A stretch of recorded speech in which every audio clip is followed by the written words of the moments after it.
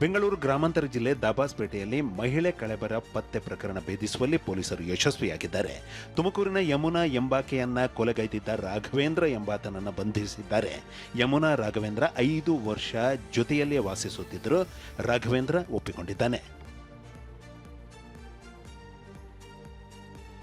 ವಿಜಯಪುರದಲ್ಲಿ ನಡೆದಿದ್ದ ಗ್ರಾಮ ಪಂಚಾಯಿತಿ ಮಾಜಿ ಸದಸ್ಯನನ್ನ ಕೊಲೆ ಮಾಡಿದ ಪ್ರಕರಣ ಸಂಬಂಧ 6 ಮಂದಿಯನ್ನು ಬಂಧಿಸಲಾಗಿದೆ. ಅಬುಷ್ಯಾ ಕೋಡ್ಲೇಕರ್, ಅಬುಷ್ಯಾ ಮಾನೆ, ವಾಗೀಶ್ ಪೋಳ್, ಜಾಲಿಂದರ್ ಮಲ್ಲಾರಿ, ಖಂಡೋಬಾ ತಾಂಬೆ, ಮುರುಗು ಹಕ್ಕೆ ಬಂಧಿತ ಆರೋಪಿಗಳಾಗಿದ್ದಾರೆ. ರಾಜು ಅವರನ್ನ ಸಿನಿಮೆಯ ಶೈಲಿಯಲ್ಲಿ ಕೊಲೆಗೈಯಲಾಗಿತ್ತು.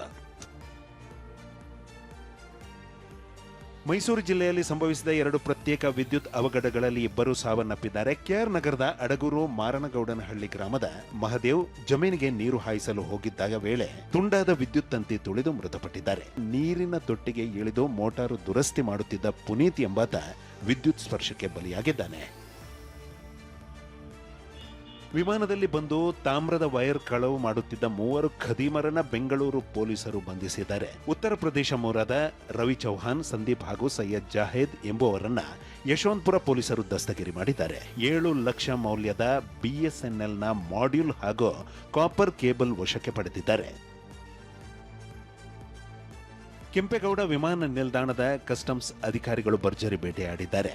2 ಪ್ರತ್ಯೇಕ ಪ್ರಕರಣಗಳಲ್ಲಿ 6,15,00,000 ಮೌಲ್ಯದ 17.6 ಕೆಜಿ ಗಾಂಜಾ ವಶಕ್ಕೆ ಪಡೆದಿದ್ದಾರೆ. ಬ್ಯಾಂಕಾಕ್ನಿಂದ ಬಂದಿದ್ದ 2 ಪ್ರಯಾಣಿಕರ ಬ್ಯಾಗ್ಗಳನ್ನ ಪರಿಶೀಲನೆ ನಡೆಸಿದಾಗ ಹೈಡ್ರೋಫೋನಿಕ್ ಗಾಂಜಾ ಪತ್ತೆಯಾಗಿದೆ.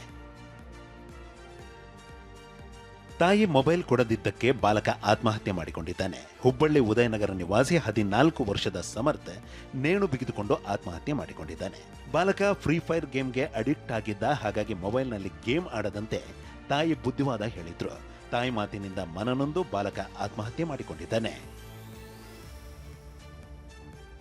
ಬೆಂಗಳೂರಿನ ಎಲೆಕ್ಟ್ರಾನಿಕ್ ಸಿಟಿ ಬಳಿ ಕಾರು ಅಪಘಾತಕ್ಕೀಡಾಗಿದೆ. ಹೊಸೂರು ಹೆದ್ದಾರಿಯಲ್ಲಿ ಚಾಲಕನ ನಿಯಂತ್ರಣ ತಪ್ಪಿದ ಕಾರು ರಸ್ತೆ ವಿಭಜಕಕ್ಕೆ ಡಿಕ್ಕಿ ಹೊಡೆದಿದೆ. ಇದರಿಂದ ವಿಭಜಕದ ಸರಳುಗಳಿಗೆ ಕಾರು ಸಿಲುಕಿಕೊಂಡಿದೆ. ಕಾರಿನ ಮುಂಭಾಗ ಜಖಂ ಆಗಿದ್ದು ಅದೃಷ್ಟವಶಾತ್ ಯಾವುದೇ ಪ್ರಾಣಾಪಾಯವಾಗಿಲ್ಲ.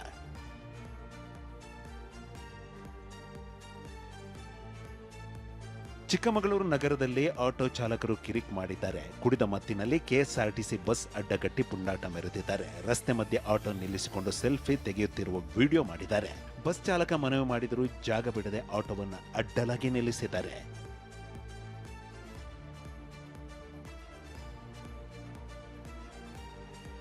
ಬಳ್ಳಾರಿಯ ಕೆ ವೀರಾಪುರದಲ್ಲಿ ಬೆಂಕಿ ಅವಘಡ ಸಂಭವಿಸಿದೆ. ಗಾದಿ ಲಿಂಗಪ್ಪ ಎಂಬ ರೈತರಿಗೆ ಸೇರಿದ ಬಣವೆಗಳು ಸುಟ್ಟು ಕರಕಲಾಗಿವೆ.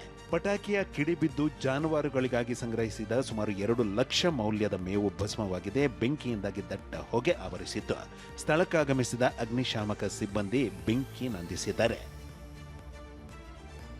ಮುಳಬಾಗಿಲು ಶಾಸಕರ ಕೆಂಗಣ್ಣಿಗೆ ಗುರಿಯಾಗಿದ್ದ ಪಿಡಿಒ ಕೊನೆಗೂ ಅಕ್ರಮ ಮಾಂಸದ ಅಂಗಡಿಗಳು ತೆರವು ಕಾರ್ಯಾಚರಣೆ ನಡೆಸಿದ್ದಾರೆ. ಬಿಗಿ ಬಂದೋಬಸ್ತ್ ನಡುವೆ ತಾಯಲೂರು ಗ್ರಾಮದಲ್ಲಿ ಅಕ್ರಮ ಮಾಂಸದಂಗಡಿ ತೆರವು ಕಾರ್ಯಾಚರಣೆ ಕೈಗೊಂಡಿದ್ದಾರೆ. ಇತ್ತೀಚೆಗೆ ನಡೆದ ಸಭೆಯಲ್ಲಿ ಗರಂ ಆಗಿದ್ದ ಶಾಸಕ ಸಮೃದ್ಧಿ ಮಂಜುನಾಥ್ ಪಿಡಿಒ ಶ್ರೀನಿವಾಸ ರೆಡ್ಡಿ ಮೇಲೆ ಅರ್ಜಿ ಎಸೆದಿದ್ದರು. ಕೊಪ್ಪಳ ತಾಲೂಕಿನ ಕೂಕನಪಳ್ಳಿ ಸಮೀಪದ ಜಮೀನಿನಲ್ಲಿದ್ದ 150 ಟನ್ ಅನ್ನಭಾಗ್ಯ ಅಕ್ಕಿಯನ್ನ ಸೀಸ್ ಮಾಡಲಾಗಿದೆ. ಗ್ರಾಮೀಣ ಭಾಗದಿಂದ ಅನ್ನಭಾಗ್ಯ ಅಕ್ಕಿ ಸಂಗ್ರಹಿಸಿ ಅಕ್ರಮವಾಗಿ ದಾಸ್ತಾನು ಮಾಡಲಾಗಿತ್ತು.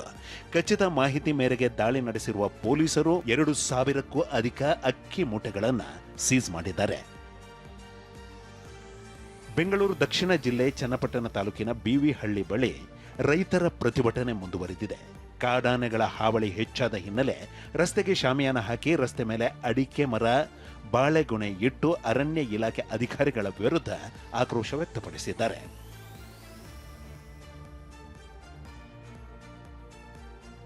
ಶಿವಮೊಗ್ಗ ಜಿಲ್ಲೆ ಸೊರಬ ತಾಲೂಕಿನ ಹೊಳೆಕಟ್ಟೆ ಗ್ರಾಮದಲ್ಲಿ ಬಿರುಗಾಳಿ ಮಳೆಗೆ ಬಾಳೆ ಬೆಳೆ ಹಾನಿಯಾಗಿದೆ.